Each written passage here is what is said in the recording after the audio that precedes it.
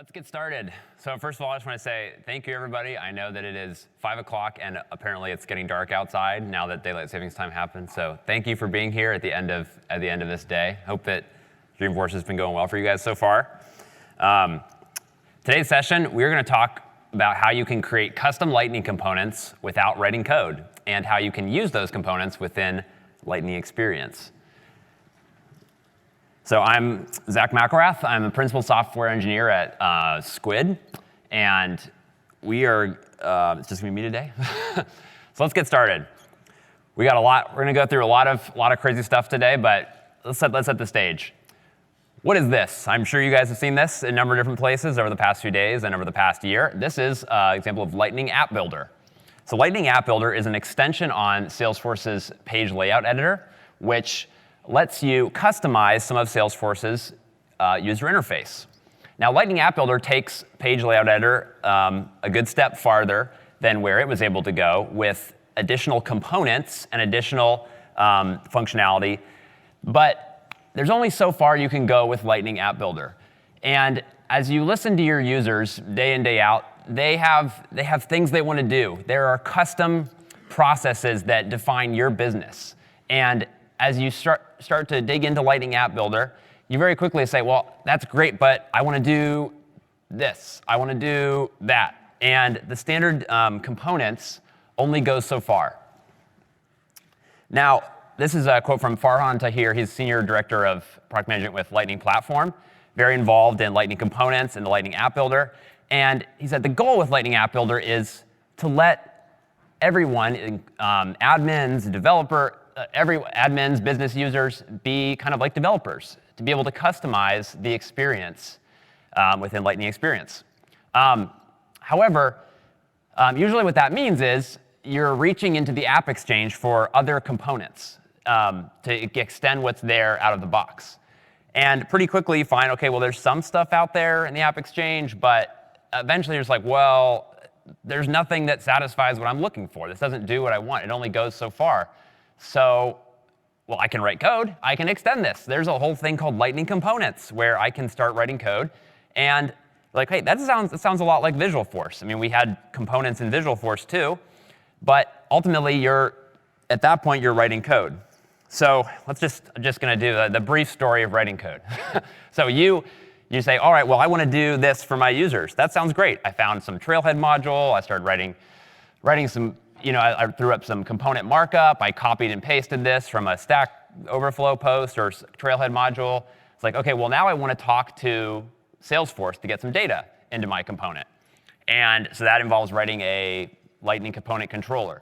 Then I want to have it talk to Apex to get some data out. So now I'm writing Apex.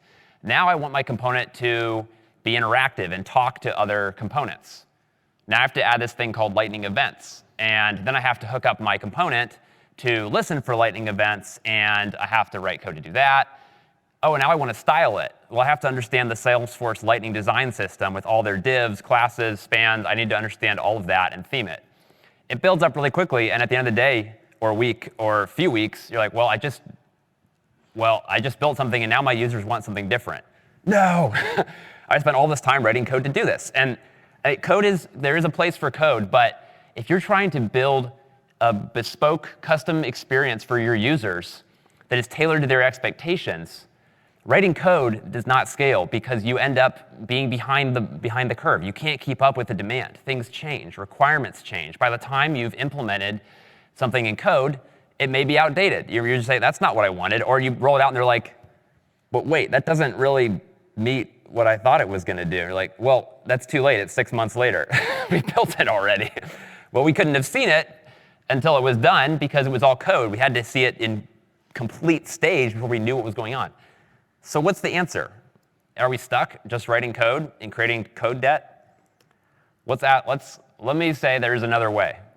And that way it is using this tool that a company I work for called Skuid. We are an App Exchange app that you can install into your Salesforce org.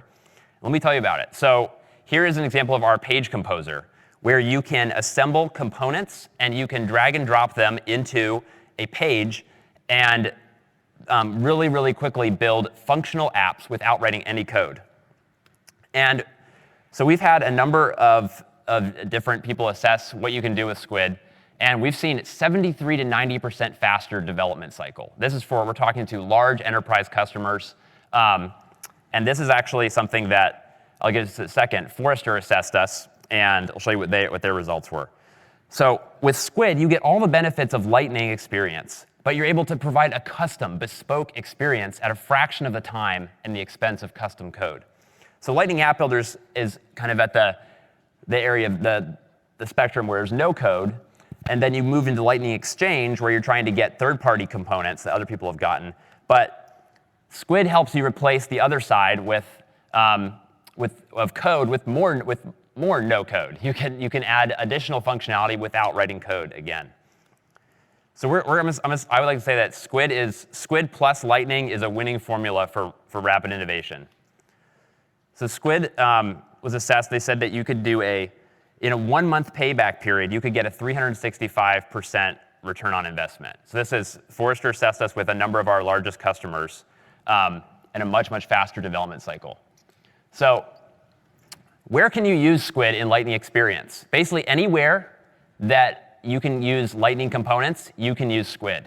So first place you'll see that is the Lightning App Builder, where you can create Lightning Home, Lightning App pages, Lightning Record Detail pages. You can drag the Skuid page component anywhere in Lightning App Builder and show Skuid content. You can also use it in the Lightning Utility Bar, which is a great new feature of Lightning Experience where in the Service Cloud or in Sales Cloud, you have this area on the footer where you can take quick actions. So here's an example. We have a Skuid page for showing a list of contacts, and you could search and take some actions on the contacts. Another place is Lightning Quick Actions. That's kind of like the header of the page. I'm going to show an example of how you can actually do that here in just a second. But you can also say override completely the standard tab view or the record detail view for any object type. So you could say override the Opportunities tab with Skuid content very, very quickly. So let's just take a step back and say, all right, well, does this sound too good to be true? Can you really do this without writing code? How crazy is this? How hard is this? Well, let's do it. Let's build a Lightning component without writing code right now. We're going to do this. OK, from 0 to working functional in the next 20 minutes. OK. So get ready. This is going to be crazy. We're going to show a lot of different Skuid stuff, but I want you to know this is possible. This is actually this isn't smoke and mirrors. We're going to make something functional in the next 20 minutes. So here is a Skuid Lightning app page where a sales manager can see a bunch of different KPIs and key indicators of how they're doing with their sales numbers. This is a Skuid page. We're not going to build this one right now, but you could build this literally in minutes to hours, not days, not weeks. You yourself could build this very quickly. But what I want to do is, for my company, this company, UIG, fake company, of course, we want to be able to create a sale, or log an opportunity and submit an associated credit card order. And we want to do that really, really quickly. So maybe I'm a person on the phone in the back office. I want to take in an order from a customer, and I want to submit a credit card payment. And then I want this screen right here to update to show what I just did. I want to be able to just do this really, really quickly. I want this to be a quick action that I take throughout my day. So what I really want is this quick action panel. I want an entry here that says new order that lets me rapidly log an opportunity, create some related line items, and a contact to that opportunity. Then I want it to let me create another one, and I want to be able to have this page update to reflect the new opportunity I created. And also, at the end of it, I want to submit a credit card transaction using an Apex class that does some secure credit card processing on the server. Does that sound impossible? That sounds like weeks. Does it sound like that's insane? We're going to do that in 20 minutes. Here we go. All right, so bear with me. This is going to be fun. So where we're going to start, we're going to create a new page. We're going to call this DF17 new order. Now we're going to start with a template page. Actually, it's called a master page, which lets us kind of reuse some content. So DF17 master page. Okay, this is just basically going to give us a little logo at the top, and that way it's a way to reuse content across multiple child pages. So I'm using that just to show an example of that capability. So the first thing we want to do is here we're in the Page Composer. We have components. We have a lot of different components. I'm just going to kind of go through this example, and we'll show some of the ones we have. The first one is a wizard that I want to use. Now, the wizard lets you do a step-by-step process. So I'm going to have a 4-step wizard. And I'll just go through and kind of outline the steps. Step 1, we're going to select the customer. Step 2, we're going to select products. Step 3, we're going to review our order. OK. And step 4, we're going to give a message to say the order was successful. So order successful, and they can optionally create a new one. OK, so first step, we want to create the base opportunity record. So to do this, we need to create a model. So Skuid models are the glue that kind of links together all the components and lets you talk to data in Salesforce and other data sources. So we'll select the opportunity object. And models can query data, so pull data in from your different data sources, but they can also be used to create or modify data. So right here, we're going to be using this exclusively to create. So we want to say, start out the model with a default opportunity in it. So start with a brand new, fresh opportunity. Next, we're going to pick the fields that we want to be able to interact with. So we'll get our stage, OK, close date, and let's see, close date, stage, great. And the opportunity name. Need that. OK, now conditions usually let you pick which model records you want to pull in. So say I just want West Coast accounts, East Coast accounts. But they also are ways to create default values. So I just want to have this opportunity. I want to pre-populate close date to be today. Say it's going to close right now. I'm going to submit the order immediately. And I want the stage to be closed 1, because I'm getting the money right now. OK, so we got all those in there. So now we've got a model. We can add a component that shows data in that model.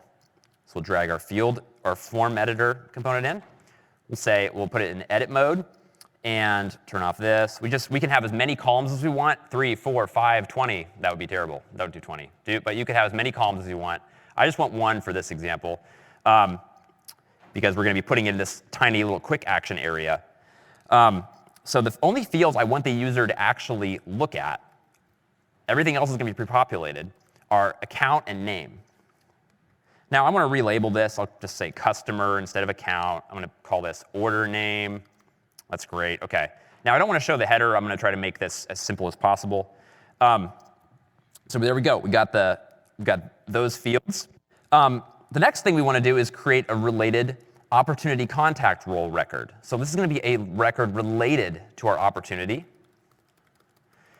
And we're going to create it in the same flow. The user is going to have no idea that there's multiple records involved. They don't have to understand the data model of Salesforce. All they see is three or four fields that are right next to each other. And behind the scenes, Squid's going to put it together and link the records appropriately.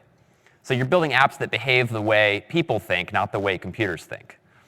OK, so let's start with no data in here, opportunity contact role. We're going to select the contact and the role and the opportunity. Now, we can automatically link this new record to our opportunity with an easy model condition. So we'll put that in here. It'll be this little condition right here will link up this to the newly created opportunity. OK, now we've got that. We can create another field editor.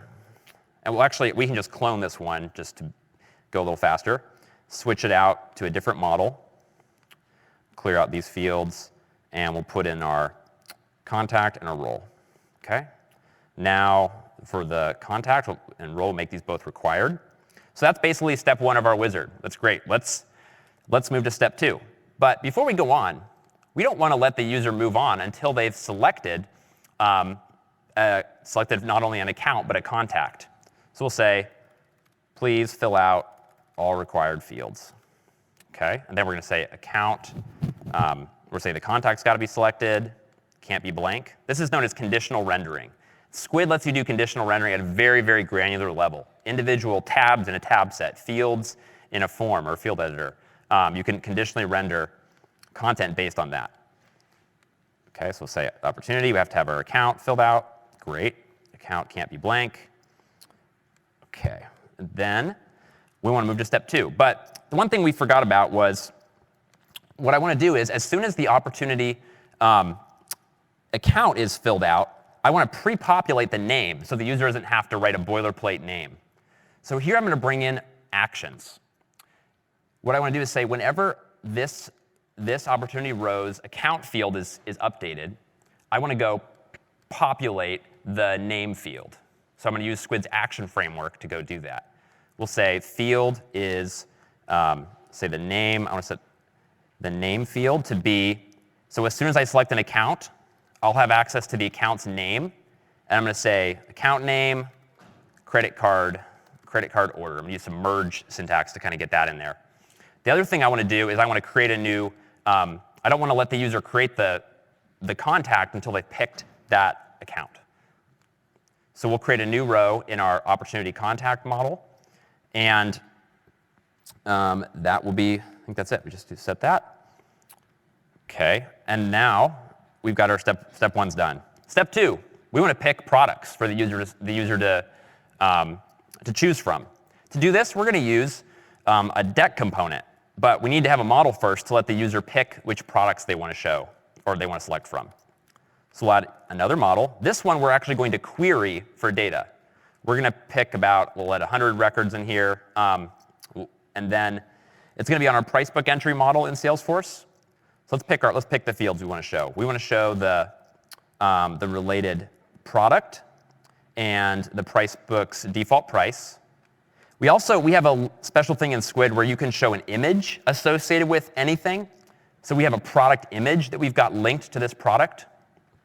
So we've got product images associated with these. That's great. Now we've got our products. So the next thing is a component. We'll drop in our deck. And we're going to select a template. So we want to show kind of a vertical layout where we have for each product, we show an image. And for the image, we're just going to go pick that image field. OK, we got that in there.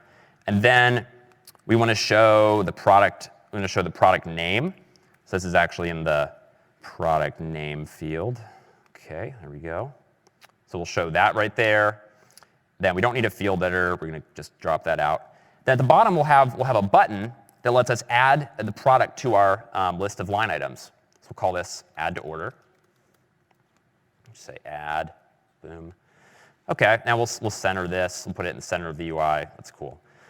OK, so before we move on, now we need a place. We need a collection of opportunity line items to create. So for that, we need another model. Let's just go throw this together real quick. Opportunity line items. Search for line item. OK, we also don't want to create new records in here. And we want to have the opportunity field, because we're going to be creating that, the price. So we have the sales price, the price book entry. We're going to be creating that. We want to be able to see the product name, OK, the product, and we got the product's name in there. OK, so we got those fields. And lastly, the quantity, because we're going to have to specify how many of these we want. OK, so we got that model. Now we have our add to order button. We can take a series of actions. So the first one we want to do is create a new row in our line items model. So we're going to create a line item. And here we're going to take the product that we're looking at and use that to populate values. So the price book entry is going to be the row we're looking at. So we're going to use merge to say take the ID of the record, throw that in there. We're going to use another merge to say which price do I want to use? So the price here will be our, I think it's the list price. Well, I think it's the unit price. Let's see, of the record.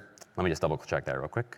Product, we got the price field, unit price. Yep, OK. So we're going to drop the unit price in there. And then we want to cover a default quantity of 1. We'll just start out with quantity 1. OK. All right, we're almost done with this thing.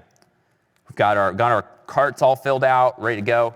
But we want to tell the user, give them a nice little notification that they just did something. So we're going to publish. We're going to use our publish event This lets us tap into Lightning events.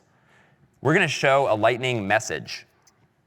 That's one of the standard messages events we support. We're going to say item added to order. We'll say, we could do a message here. We could say item added to order.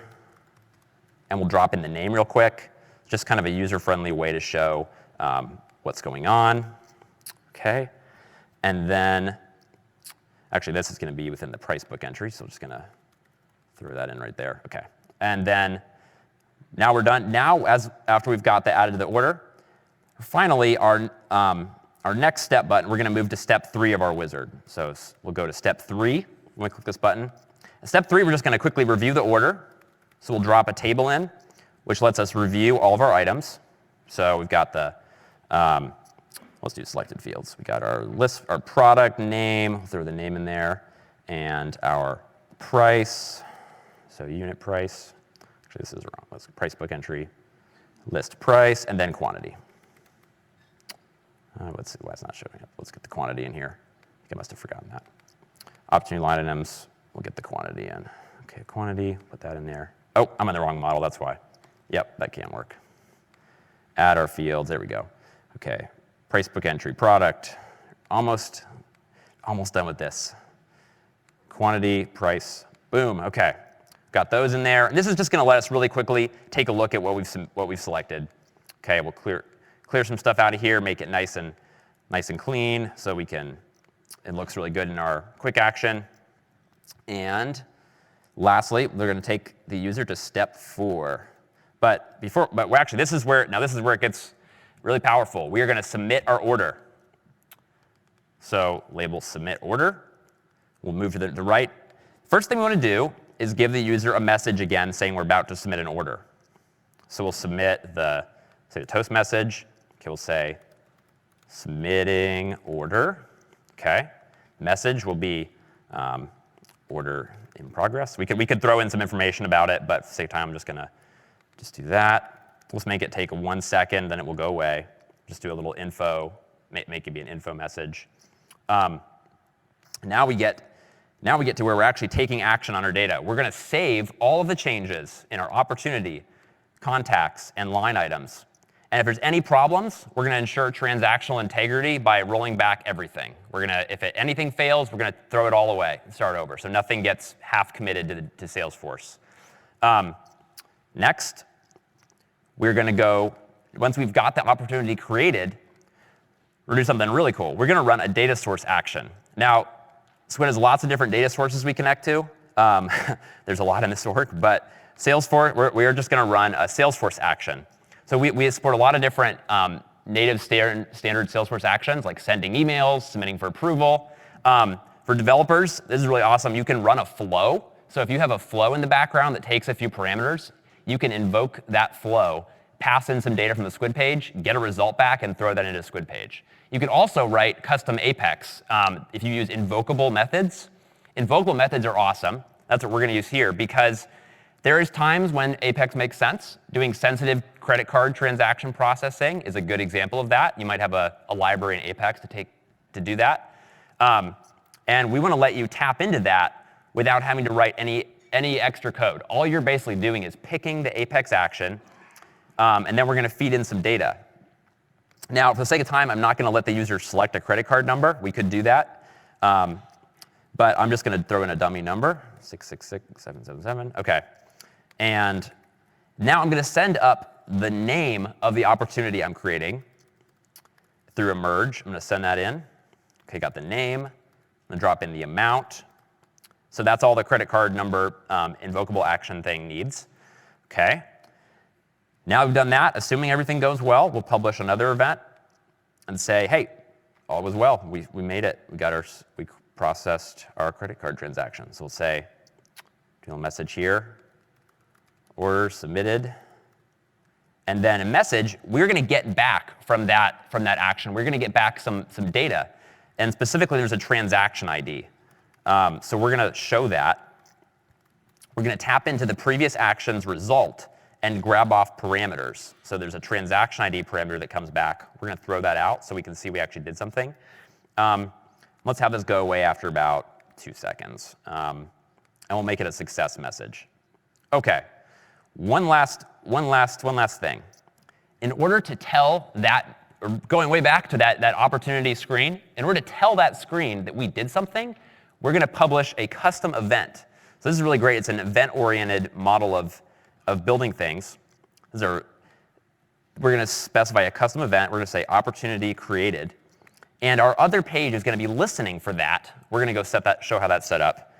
And we want this other page made using Skuid to requery its data as soon as this happens. So it's sitting there listening, and as soon as that event is published, it's going to take an action.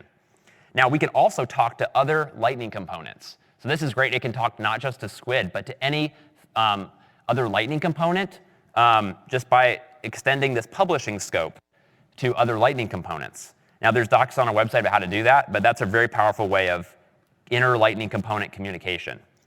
OK, so here we got that. We're publishing our event. And boom, now that we've done all that, let's finally send the user to step 4. Final step of the wizard. They can be all done, and then they can decide, do we want to do it again? Step 4, we can say start over. We'll give it a little different icon for going back to the beginning. Or this last one will be close. We'll just let them close the quick action. Now that's actually, we have to do a publish another Salesforce event to be able to make the quick action go away. That's just a way to do that. Close the quick action is a Salesforce event. We'll close it off. OK. Whew. Was that enough for you? All right, here we go. So we did all that. We haven't even tested it yet. This is insane. OK. So now what we're going to do is we want to expose this as a quick action. Now, most places inside of Salesforce, you can just go to the Lightning App Builder and say, I just want to drag in this Skuid component. I'll show you what that looks like. If I create a new Lightning page, we will pick the app page, say test 1, 2, 3. OK. Now I'm going to select the one-column layout. And down at the bottom of your components list, you've got Skuid page. Now, all we have to do to bring Skuid content in is enter the name of the page. So I did df14 or df17 new order, hit tab, and now it's going to preview that page. So here's the thing we just built. Here's a live preview of it. So we could do this, but to get things into quick actions, there's one other thing you got to do. It's a little bit. It's just a tiny little bit of code. I know there's no other way to do it. We're going to create a new Lightning bundle for the component. We're going to pick the quick action. We'll call this df17 new order. It's literally just a tiny little wrapper around a Skuid page component. Again, it's as simple as enter the page name. There you go. No more code. We're all done. OK, that's all we have to do. Now we can use it in a quick action. So quick actions, you go to Salesforce Setup, and you search for actions. Show it here. So actions, global actions. We're going to create a new one. All right, now there's a bunch of standard action types. You can show Visualforce. You can do Canvas. But we're going to do Lightning component. And we'll go pick our new order. We're just going to label this new order. All right, now we've got a new quick action. Now we need to add it to there's a thing, publisher layout. It's basically the list of, you can have different layouts by profile. So we're going to drag that in to this global layout, and we'll put it at the top of our list. OK, here we go. If everything works, let's see. All right, so we're going to load up our opportunity management dashboard again. And then we're going to go pop open our quick action area. Let's just get this a second to load here. It's loading a lot of opportunity stuff. OK. And finally, we will pull open our quick actions. And we have a new order quick action. Let's pull this up. OK, see if I didn't do something. You know what? I am actually positive that there's something I forgot to do. I did not limit which products I was going to show, and I definitely want to do that because I have tons and tons of products. Okay, just going to do this real quick. Product type is manufacturing. We have lots of products. Before I show this, and it doesn't look great, we're going to do that. Also, I want to make sure that I'm showing just products from my standard price book. So we'll just add a condition real quick, pop that in. You might forget to do that. Standard price book. That's our name of our price book. Okay, now we've got that. All right. One more time. Let's refresh. Let's do it again. Okay. So you notice we saw that. That little quick action is a little area that pops out, and you can actually load multiple of those at once. You can have a different quick action, and the users can take multiple of those at the same time. They kind of just sit next to each other. So it's a really nice feature in Lightning. Coupled with the utility bar for doing some things in the footer, that's also awesome ways to extend Lightning experience. And with Skuid, you can make what do my users want to do? What kind of custom processes do I want to bring out? You can drop them in a quick action, drop them in the utility bar, and they're available throughout Lightning experience. Okay, so here's our new order. Let's pull it up. Let's see what we got. Okay, so the first step should be that we've got our customer. So let's select a customer. Select that one. Okay, now notice we immediately got a default order name. So we don't have, if we just want to use a standard format, the user can just tab through, go right to the contact. We'll go pick a contact, and we could pick a different role for that person. And now our button is lit up. We can now move to the next step of the wizard because we filled out all that data. Previously, it was disabled. Okay, next step. Now I've got a nice little, if I had time, I'd just get that thing centered, but this is doing this really quick. A little list of our different products. So I've got laptops, I've got desktop units. Let's add this one in here. Okay, we've got a little note here that popped up, said, yep, we added that to our order. Let's go add the Ultrabook. Okay, that looks like I did something wrong there, but that's okay. Okay, so I'm added both of the workstations. We'll do 10. We'll select 10 for the quantity here and 5 for this one. And now we're going to submit our order. Oh, required field or missing opportunity. You know what? I did a crazy amount of stuff. Oh, I know what I forgot. Okay, here's what I forgot to do. I forgot to add a default opportunity. Okay. Always going to forget something. Do this last piece. There we go. This is going to work. Okay, got that in there. Okay, so here we go. We're iterative development. We're only doing this one, a couple iterations, but let's just try this one more time. Bear with me. We're almost done. Okay, so we got that opportunity created. Check the opportunity ID. Oh, in the fields? Yeah, I think. Oh, in this one? Yeah, we got that one. Oh, the opportunity model. Or whether I have the ID. Oh, I think it comes out of the box, but good call. Good call. Okay, let's do this. Here we go. Just quickly knock out this again. All right, we got to see this. We're going to see this change the page. It's gonna do it. Big castle. Okay, we'll pick a person. Okay, then we'll pick our products out of the order. This one, and boom. Let's get 10. Okay, let's submit the order. Yay, we got an order submission, and we got a transaction ID back from our credit card service. And then, let's go look over here in our UI, and there's our new order. So it immediately updated this other area was listening. I didn't show that, but here's basically how it goes. And there's a lot of people looking at this page. Okay, I have an event-triggered action sequence. It says whenever this event is published on this from another Skuid page, I want to query my opportunities model.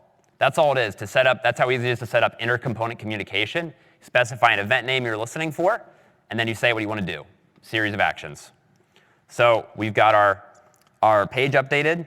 Now we could start over, go to step 1 and do it again, or we can close it.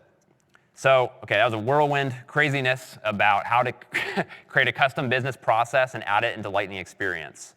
You guys like that? Is that cool? Is that powerful? No code.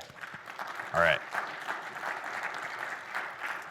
I know there's a lot of details in there. I'm sure if you guys are new to Skuid, you're not going to follow a lot of that. But I wanted to show you, like, just kind of expose you to some of the power that's in there and give you a sense of what you can do. If you get into this, you can almost, you don't really need a wireframing tool anymore. You can use Skuid, build it out, and it's real, it's live. And then your users say, hey, what about this? What if you tried this?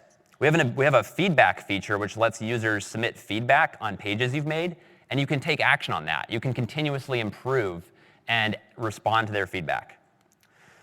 OK, so with that, I am going to open it up for questions. And that is it. Thank you guys for being here. If there's any questions, please come to the speaker. Thank you so much.